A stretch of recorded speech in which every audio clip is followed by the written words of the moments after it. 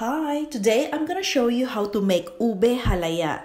Ube has been a part of my life because it became our family's business during the 90s. Since everything is in lockdown at the moment, I couldn't go to the market to buy the fresh ube, so I will be using a frozen ube that I bought from a Filipino shop. And this is the brand I prefer because it is maligat or makulnut in our dialect. This is exactly 1 kilo of ube.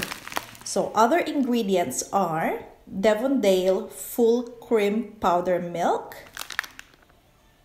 Okay, so we have the frozen ube, sugar, white sugar, 2 cans of evaporated milk, McCormick Ube Flavour, vanilla essence, and butter.